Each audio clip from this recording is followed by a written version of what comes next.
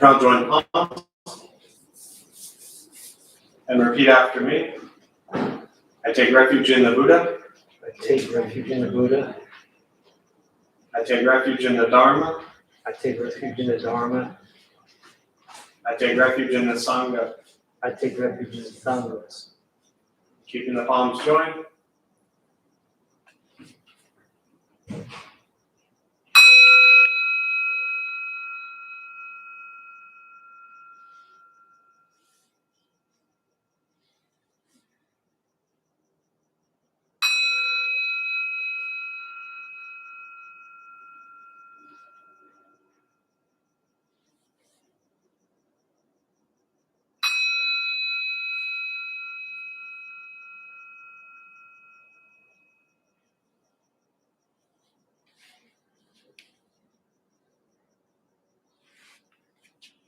Palms down.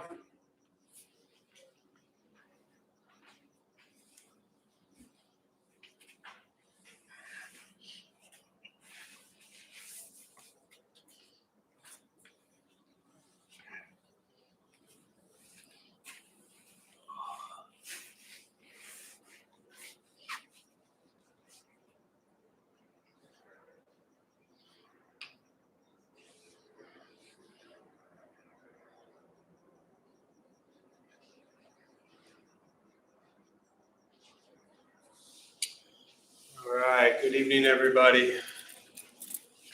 How are you all doing today? Pretty good.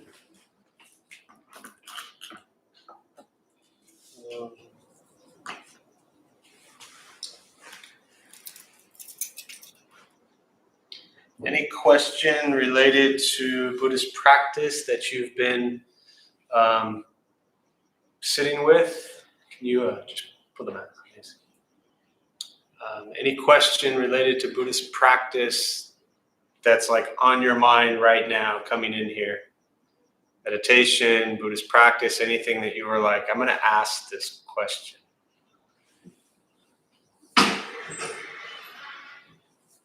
Or did you all have none and you're just like ready to be here and sit?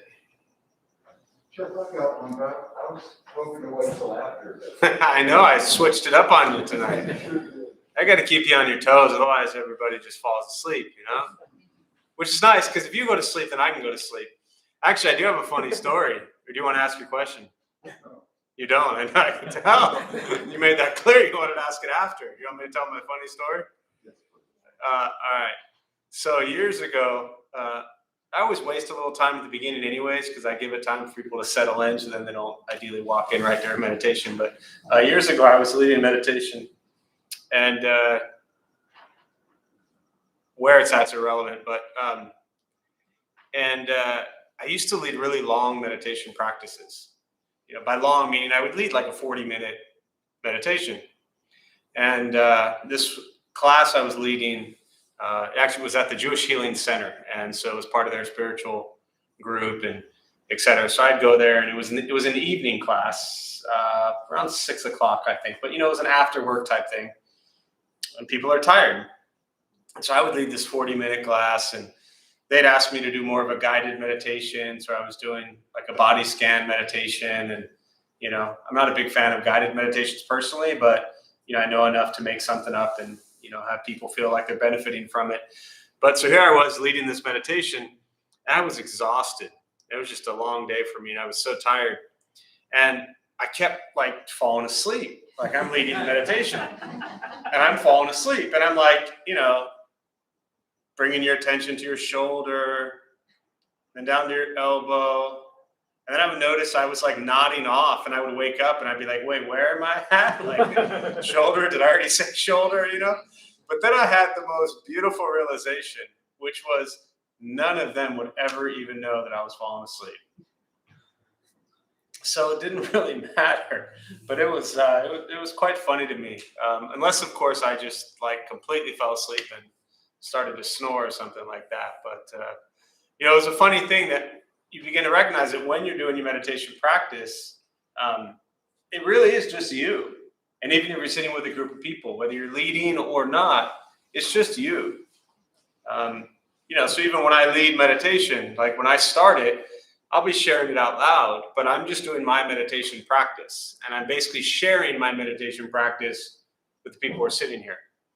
So when I say something during meditation and I say, um, I say something like learning to be comfortable in stillness, bringing attention back to the breath. What I'm doing is basically out loud recognizing that, okay, my mind is wandering. Maybe someone else's mind is wandering. I'll go ahead and say something. It's a trigger for me to come back to the breath. And there's a pretty good chance that like 99.9% of the people in this room also have a wandering mind. So I'm really just sharing my meditation. So I guess if I fall asleep tonight while I'm leading, then, feel free, everybody else can sleep as well. So, all right. Well, I'm glad we got your question out of the way. We'll table it for after. Any other burning questions before we start to go to sleep here? No? All right. Are you getting any sleep? Yeah. You are? Good. Both of you? Better. That's good. All right. So a couple things I'll tell you before we begin. Nothing's going to happen to you. You're not going to float away, most likely. You're not going to have any mystical, magical experiences. The mind that races all day long is not going to shut off. Don't judge your practice, meaning don't ask yourself, is it working or not working? Am I doing it right? Am I doing it wrong? We're just going to sit. We're going to breathe. You'll hear sounds inside the room, sounds outside. This is life. Life is filled with chaos. And this practice is learning to get quiet and still within all the chaos. Posture, you want to be comfortable. If you're on a cushion, often helps slide into the front third, pushing the stomach forward. Allows the back to straighten. Shoulders are relaxed. Hands can be on the knees or in the lap, whatever's comfortable. If you need to move during meditation, simply move. Movement doesn't make you a bad meditator. It just means your leg hurts. I'll guide us as we begin, and we'll settle into a little bit of silence. I will say things periodically to either wake you up because you have fallen asleep, or remind you that you're lost in thought and bring you back to present moment.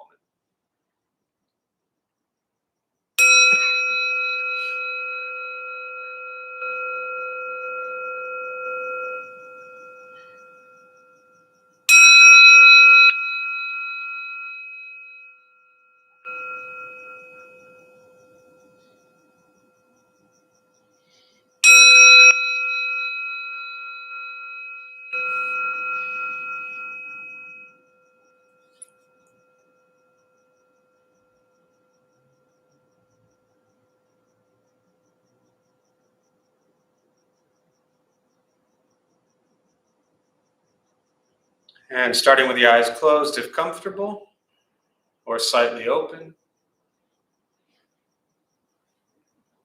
Mouth is open or closed.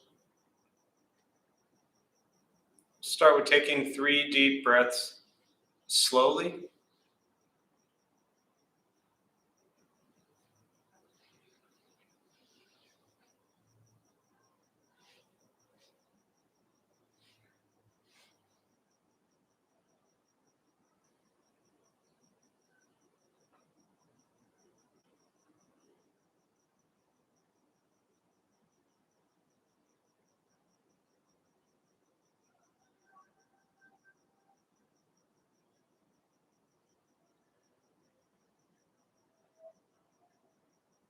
And eventually, settle into a natural rhythm of the breath.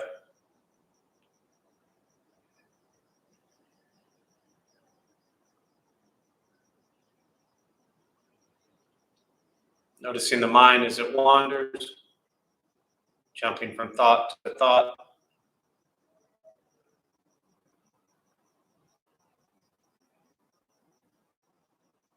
Start with gently guiding the attention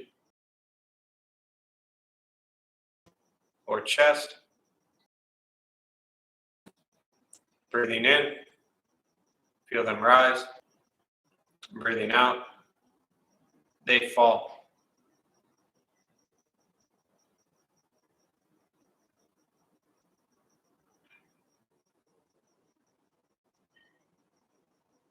Simply continue this practice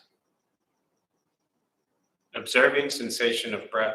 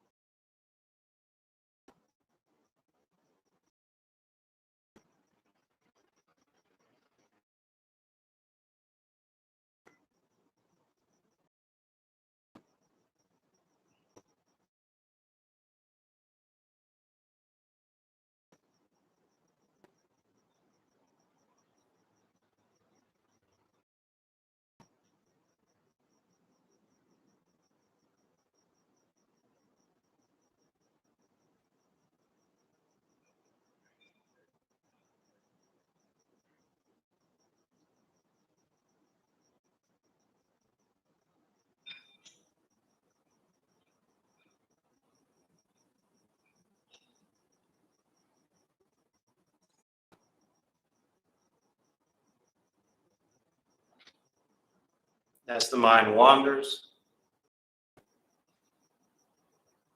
release that thought.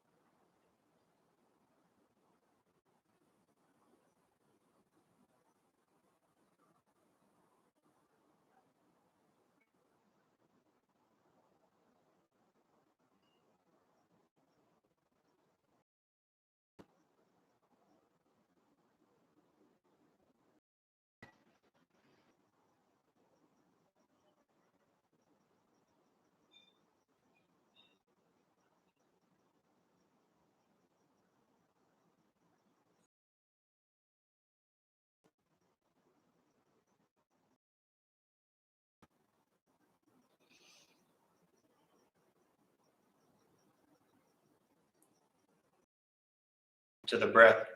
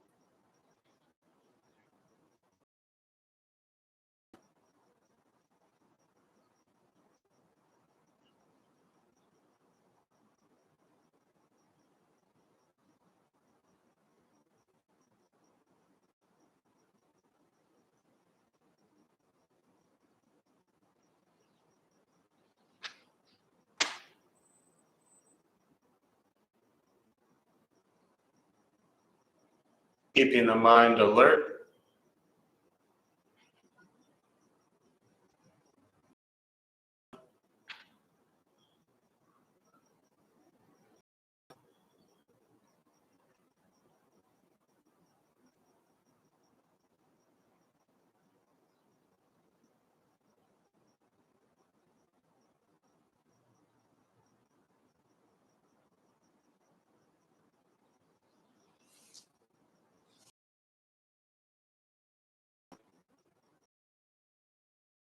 Each thought,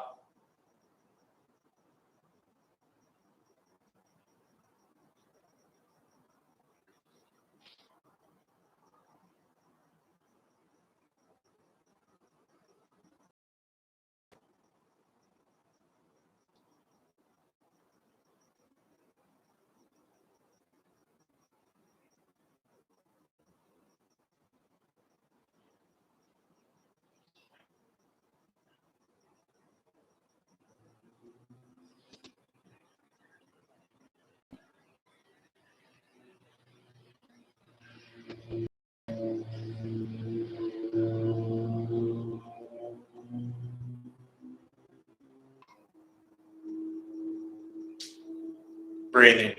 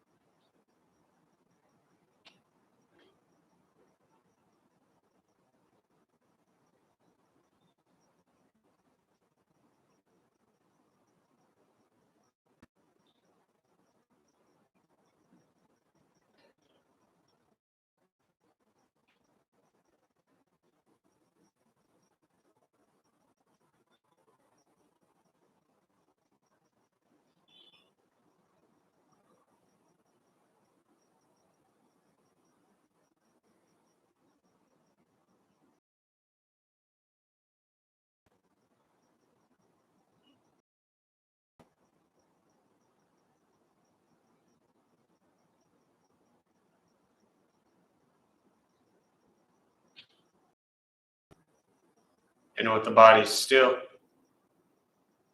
rested,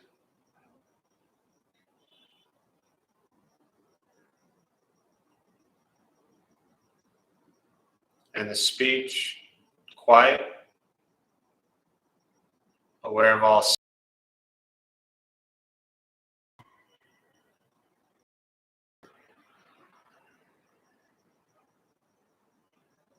and the mind learning to settle.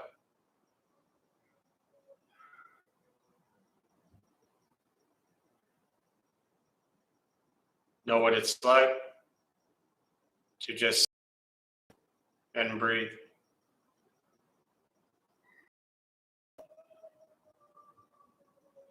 Knowing with each breath, there's nothing else to do.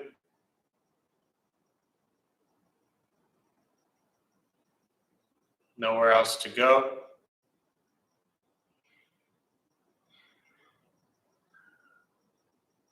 No one else to be.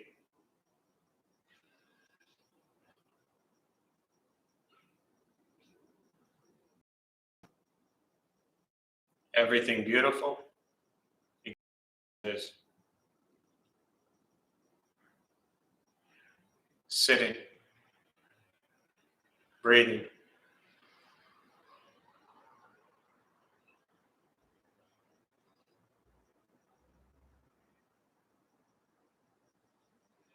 Once again,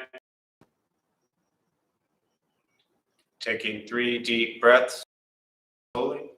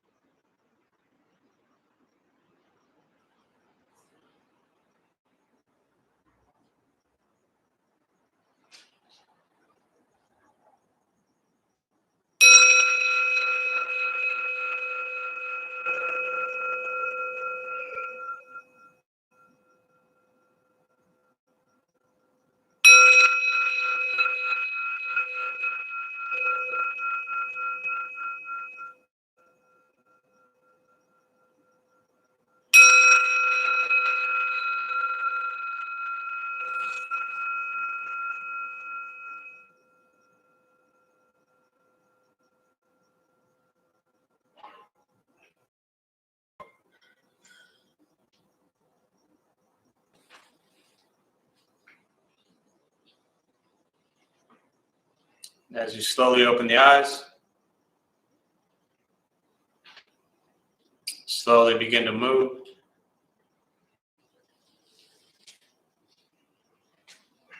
And most important, with the practice of meditation, is to recognize how you feel now, immediately after.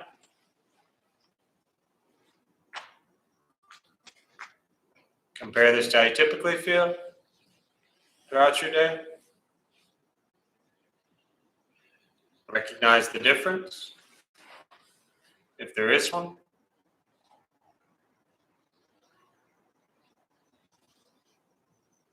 Ask yourselves how you prefer to feel every day for the rest of your life.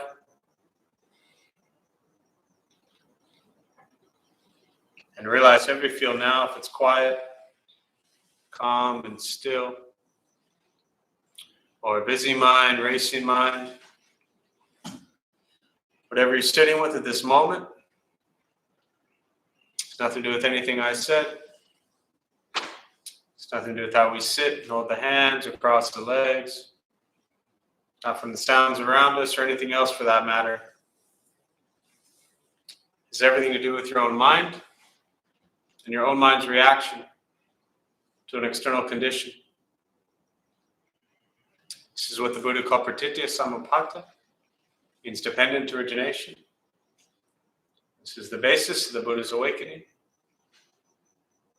The word Buddha simply means awaken. He was a human being, no different than any one of us, who began to understand why he suffered, why he got angry, sad, depressed, stressed, anxious. He began to understand the causal relationship of all phenomena. What that means very simply for all of us, regardless of where you come from or what you believe in or where you think you're going, your whole life is filled with things that happen. You react. More stuff happens, more reactions. That's what we get. This practice is simply learning what it's like to respond to something quietly, peacefully, still. Because for most of us, the way you responded to the last 20 minutes is quite different from how you respond to everything else that's happening throughout your day.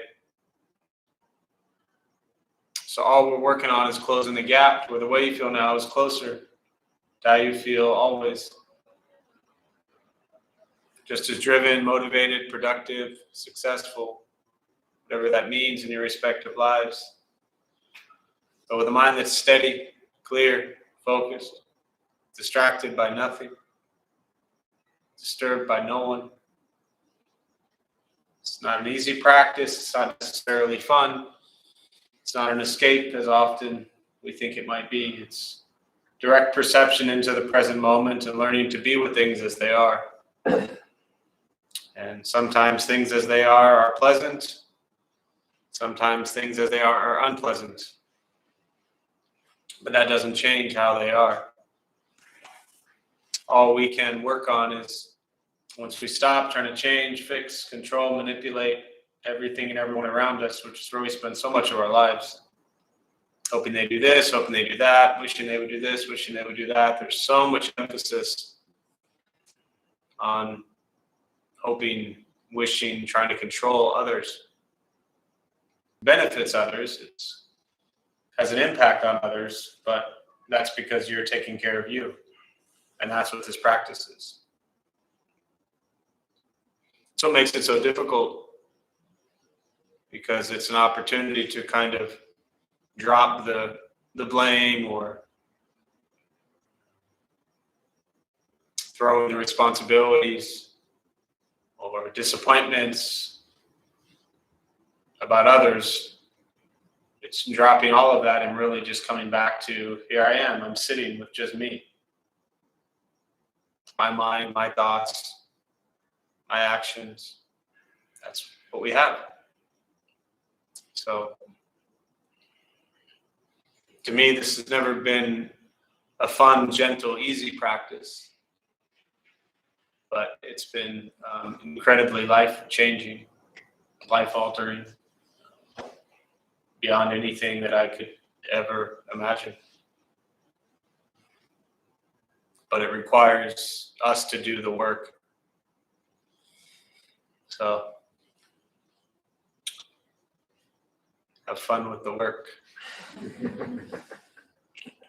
It's easier to blame others. I know, I get it. I was really good at blaming others too. I remember, I can't even get into this whole story, but I'll just share one short, brief, I don't even think it'll bring up the point of the story, but just a moment I will never forget. I was 17, high school, and I mean, I can literally see myself standing Mr. Roth's auto shop class. I'm a Patrick Henry High kid, class of 1993.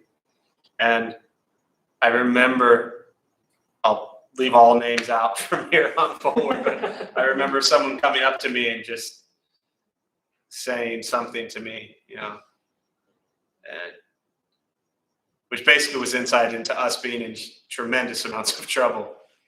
And immediately, in 30 seconds, we had crafted, well, I say we, I had crafted with this individual, like the entire story, blaming it on everyone else. Actually, we even had the person, shouldn't even say everyone else, but like blaming everything on one person, creating this whole story about how it was all their fault.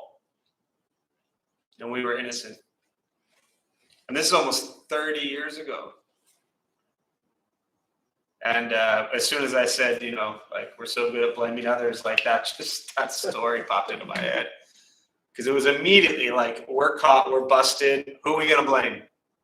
And in 30 seconds, you know, I had like an 18-month story planned out. So anyways, I don't know if any of you can relate to throwing blame onto others for anything that we're going through, but stories. So anyways, with that, I'll pause and just open up. I always prefer to use the rest of the time for questions, meditation, Buddhist practice, anything you're still. Okay, I'm ready. First off, thank you for providing the sanctuary. You're welcome. My pleasure. I just want to tell you something about you.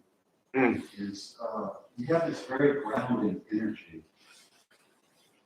And it's very beneficial.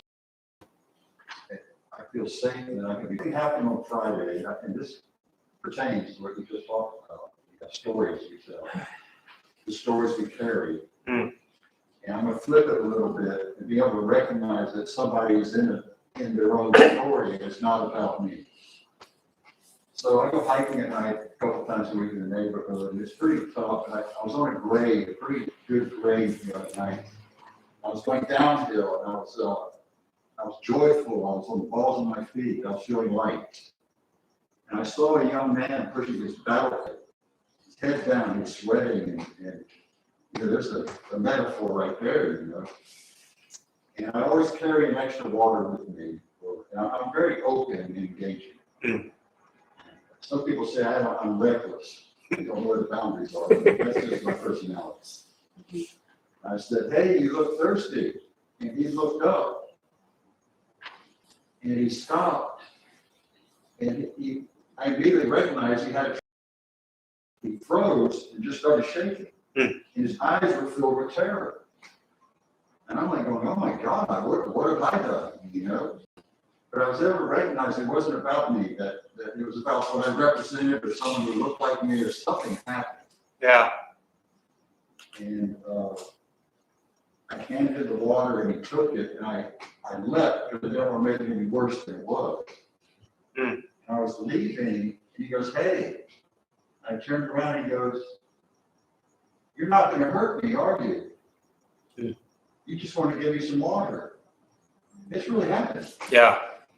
And I go, my heart was breaking. Yeah. It was breaking. And I said, "No, I would never hurt you." And that was their moment. You know, he went this way and I went mine. And here's what I want to want you to talk about. Yeah. This bittersweet life we have, if we want to engage, if we want to love, if we want to be with others and do the deal, there's going to be some pain on the other end. There's Yeah. some heartbreak on the other end. Sure. You take it from there. Okay? Yeah, I think it's the great, to me, the great teachers, Shunryu Suzuki, D.T. Suzuki, and others. A lot of their teachings and stories aren't like Buddhist sutras. A lot of people get into Buddhism and they want to like read sutras and what did the Buddha say and all these kinds of things. But for me, their stories, the teachings are in real life engaging interactions like you just shared. I mean, you could craft a whole 2-hour Dharma talk just around the experience that you had engaging with this, other human. And I think part of this practice is recognize the beauty of this life is in every single one of those moments. And we have them some more profound than others, but on a very regular basis. And the more we practice and the more we learn, for me, it's a matter of cultivating the meditation practice where you're just sitting and you're just breathing and you're learning to be comfortable in this moment. The more you practice that, the more you slow down, the more you learn to be present to what is here right now, the more you recognize that you'll have those experiences all day. The interaction with someone at the convenience store, person behind the counter, the interaction with someone at a red light, or the interaction when you order food or coffee. Like, there are these moments that we just interact with people that often are so brief and they're absolute strangers. But when we can begin to recognize that what we may call stranger, that human, they have a whole life within them and we don't know anything about it. But if we can open, I'm not saying that when you come to a red light, you get out of the car and go hug the person next to you. I'm not suggesting doing these things, right? And we have safety involved and, there's all kinds of caution we want to take, I understand as well. And in some places, every interaction with every human has the potential to be as profound as that whole story, right? Then I think we really begin to understand what it's like to engage in life in each moment.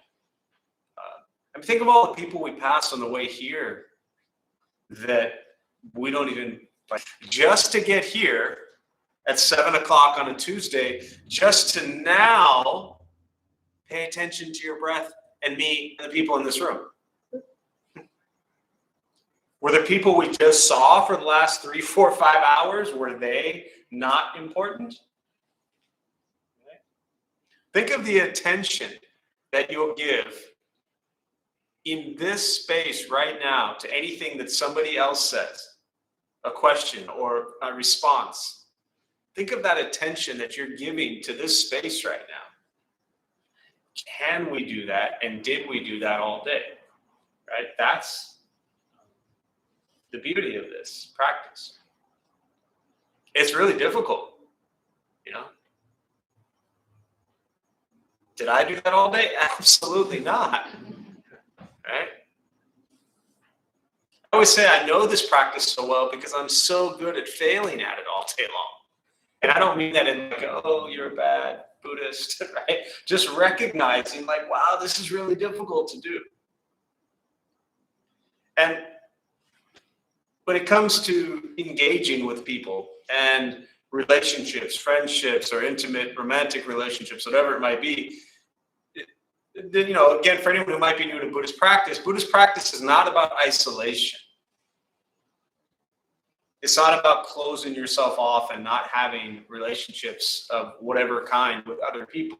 It's very engaging with other people. Just as I mentioned, And when you open yourself up and when you engage with people in a loving, intimate, romantic way, then yes, that opens up the heart to be crushed. Right? Anyone in this room had their heart completely broken over and over? I mean, it's 100% over and over and over again, right? I mean, talk about the Buddhist practice of patience, right? Within relationships. Diligence, like we've all had our hearts broken, but you're still at it. Ripped out, stomped on, torn apart, shredded, thrown away. We're like, but I'm going to find the one. They're out there somewhere. That takes a lot of effort. Takes a lot of diligence. So, I think it's important to just understand that in the context of relationships, whether it's friendships or, intimate, loving, romantic relationships, that yes, as the Buddha taught, there is dukkha, there is suffering. And any relationship we have with anyone, whether it's a friendship or more than that, suffering will exist, pain will exist, right? Loss will exist. But so will beautiful moments and happiness and joy and excitement. And that's just the reality of our emotional response to a situation. Right? Years ago, I had a friend, and he would talk about being all Buddhist, and when him and his girlfriend would get into a fight, he would say, "Well, I'm Buddhist, I don't argue." Like, she hated that. Like that, you think that went over so well? So, Buddhists argue, it's okay. but I don't know, maybe there should be a course taught on like mindful arguing or something like that. I don't know, I'm rambling now, but we should do that, like a mindful argument class. Anyways, yeah. So thanks for sharing. More stuff to think about. Other thoughts, questions? Yeah, go ahead. How do you replenish yourself? Because in one part of Buddhism they talk about balance, and it's like, okay, it seems like the more I develop myself, it's like, okay, it seems like there's more balance. Like there's more giving as far as me giving, and it's like, okay, it's like your black clothes there. It's like, okay, do you want to get something back, or it's just, Yeah. That's what it seems like, because that's more of my natural to do that. Sure. Yeah, it's like, okay, but how do you get replenished? Was that the very first part of your question? Or that, I think that was the word. The very first thing you said was, how do you replenish yourself? Yeah. Yeah. Okay. It seems like there's, it's just this reciprocity, but it's like they're enjoying the giving, and they know this is, what my experience has been, that they know this is your nature. This Yes. is actually what you're going to do. Yes. It's like, okay, so. I got it. So this is the, you're probably going to hate this answer. Right? Okay. Here's the teaching on giving. And this comes from, really just basic Buddhist teachings, but then also this bodhisattva practice, which I'll talk about in a minute. But actually, I'll start with that. So the word bodhisattva means enlightened being. And it doesn't mean like you're roaming around as an enlightened person. It's this vow or aspiration to awaken. And so the bodhisattva practice and bodhisattva path is to work on liberating, helping all beings with their suffering while you work on yours as well, and always returning to continue to help other beings. And the bodhisattva practice around giving is to give without any expectation of anything in return, ever. Now, the practice is to give as if there is no giver, no receiver, and no gift. Now, I get your question is beautiful and very valid and very wonderful and very practical, and will lead you to lots of suffering. Because we all, and please raise your hand if you're someone in the room who doesn't do this, but we all throughout our lives have given. And very often we give and we want nothing in return. And we're just happy to give. And we're totally, as the Buddha taught, you're pleasant before, pleasant during, and pleasant after. All right? A great teaching years ago, Sri Lankan monk, he talked about giving a bike to a child. And he said, you feel pleasant before looking for the bike, you feel pleasant while you're giving the bike, and you feel pleasant seeing the child ride away, right? You're not expecting anything back from that 8-year-old child, right? I mean, maybe down the road, you're like, hey, where was my thank you call? Where was my thank you letter, right? But the idea is that you're just pleasantly giving, no expectations. Now, bump up to our everyday lives and our relationships and our family members and our friends. We put so many strings and attachments and expectations and things we want back when we give. We've all been there as well. Now, here's the catch. If you find yourself, not the catch, but here's the reality. If you find yourself in situations, dynamics, relationships where you're giving endlessly and you feel like you're being taken advantage of, then in most cases, not all, right? I mean, you can't always walk away from a family member. You can, right? But, a parent to a 12-year-old child is probably not just going to say, well, you haven't thanked me in 3 weeks, so you're on your own, right? In adult relationships, sure. And that's really what I'm getting at. It's in adult relationships, and you give and you give and you give. The practice, not easily done, but the practice is to give without expecting anything in return. But if you find yourself in a relationship where you're not getting anything in return, and you're not feeling that you mean anything in this dynamic, then leave. But the teaching is give without expecting, or remove yourself. Otherwise, what we find ourselves in is building, and I don't get personal with people's stuff, but I kind of sensed it in the tone of the question. And I've heard this question, so the way you said it is perfect. And I've heard it said that way for years and years and years. And almost every time someone asks that question, they're coming from a place where they have a lot of resentment built up because they are just tired of giving and feeling like they're getting stepped, right? We've all been there. So that's your choice, how long you want to stay in a situation. Now, again, when I lay out, right? But if we give and we don't have any string attached to it and we don't expect anything back from it, then we can just abide in the joy of giving. Does that help on, these? Yeah, pretty much. Yeah. A lot of times Buddhist teachings, they don't solve things. They don't always make things easier. Right? Again, I'm so far beyond your personal situation. I don't even know your personal situation. I'm just speaking in general.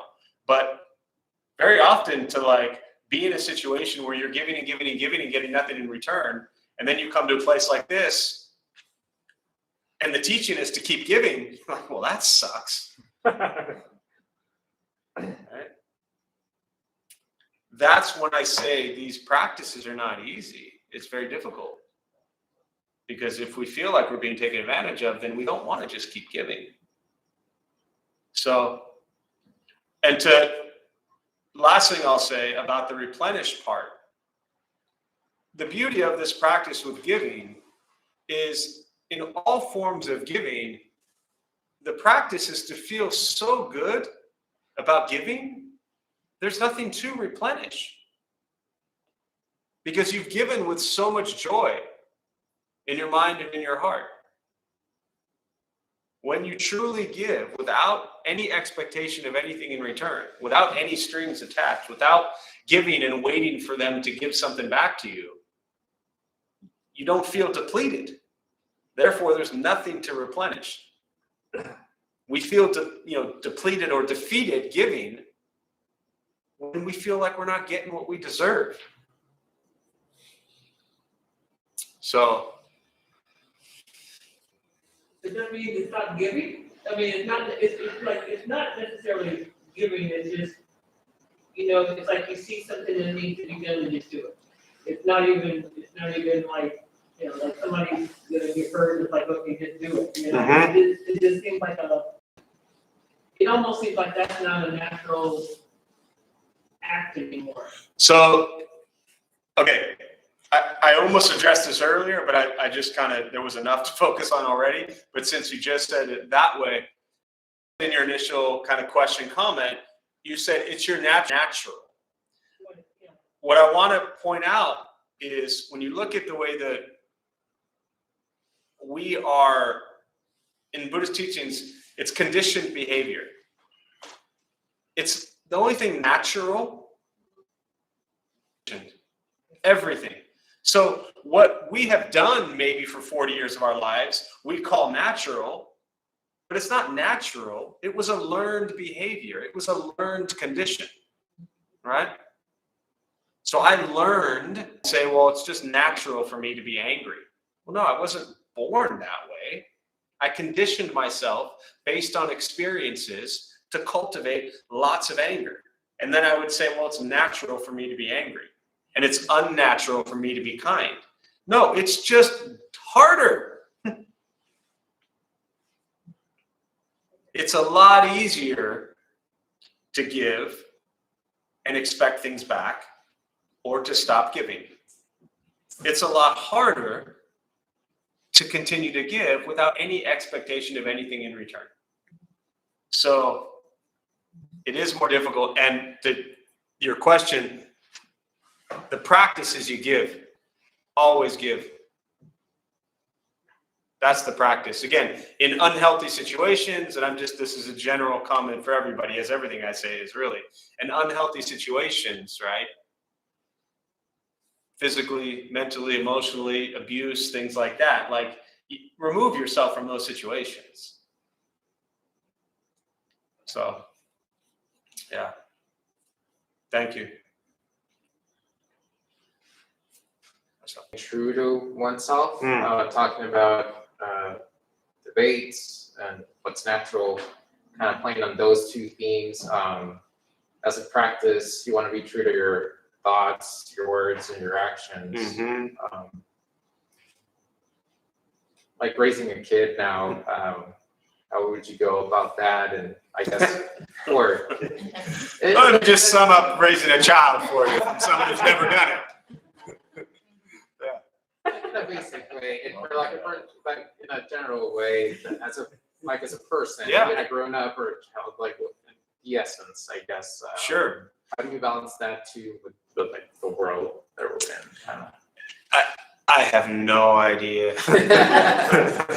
Here's what I can say. And I think, I don't want to sound like there's a right track or a wrong track, but I think just the way you started your question, which is, how do I be true to myself while I'm trying to raise a child in this crazy, screwed up, messed up world, right? Buddhist practice, and I'll close with this thought, is for me, what I've learned has always been about intention. What is your intention with everything we do? Body, speech, and mind, right? With our karma, our thoughts, our words, our actions.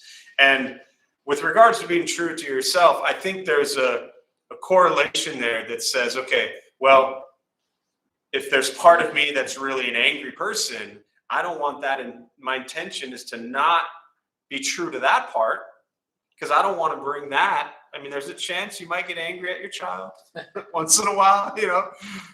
There's a chance you might get, you know, angry at your dear wife once in a while, right? These things are going to happen, but your intention is not to be angry. So being true to yourself, I think it's ultimately really the question in a Buddhist context is there is no self, ultimately. That's all an illusion. So we create this story about who we think we are, you know. And so to be true to that story is also an illusion, right? Because what self are you being true to, right? Are you being true to the kind self? Are you being true to the angry? So like which is all the love, all the care, all the safety, all the protection, all the compassion, all the kindness, all the gentle. And I think that to me is, and again, this might sound odd saying it because it sounds odd. Act and live in a way that is gentle and kind to your child, always. Because if you have a week where you're really pissed off, you don't want to be true to that person, to the child. Does that make sense?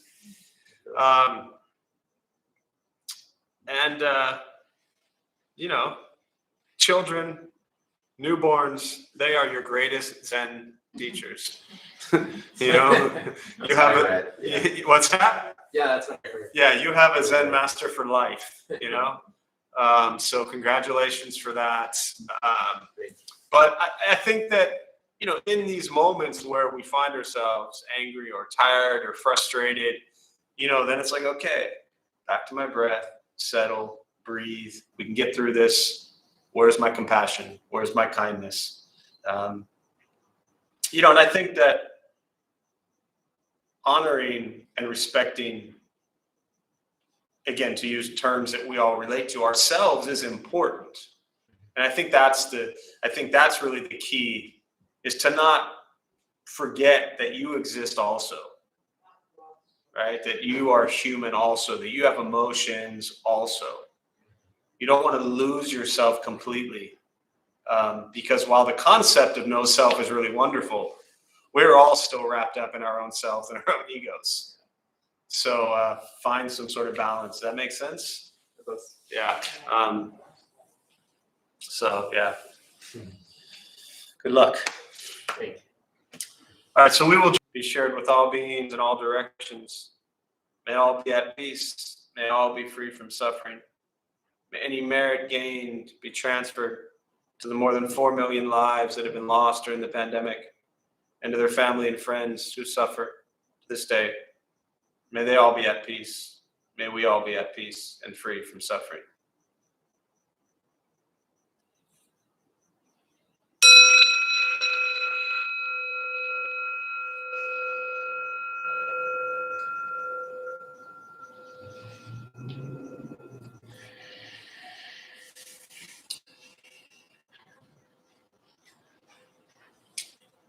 All right, thanks all for being here. Just a few quick announcements. My name is Jeff. I'm a Dharma bum.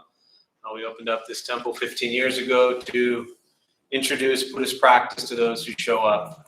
Those of us who lead, we're not monks or nuns or gurus or masters or teachers. We're not looking for students. We're just practitioners. We do our best to take our understanding of Buddhist teachings and hopefully have it make sense and to you and to your lives. So we appreciate you being here every night. Different practices going on. Post-pandemic, or not post-pandemic, but post being closed during the pandemic, which we were for 16 months. We have 3 classes, Tuesday, Wednesday, Thursday nights during the week up here, and Saturday morning. Recovery Sangha also meets Sunday morning and Tuesday nights downstairs. So other than that, Monday through Friday, we sit 8 and 8:30. You're welcome to sit, and then the temple's closed all day. And also online, anything that's not happening here is virtual. The Tunglin Practice, which is really beautiful, Sunday nights. It's a Tibetan Buddhist practice of sending compassion and kindness to the world and to healing. And they have on the website, you can go to programs, you'll see Tunglin. So if you know anyone who's sick or you want to put basically like a prayer out there, they'll send love and compassion out to those individuals. So other than that, I appreciate you being here. Good luck. Be kind. Keep us posted. Yes. And we'll see you all soon. Thank you.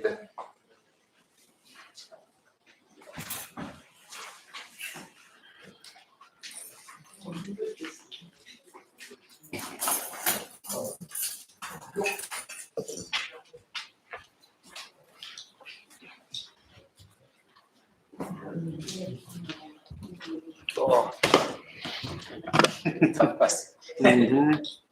Yeah, it's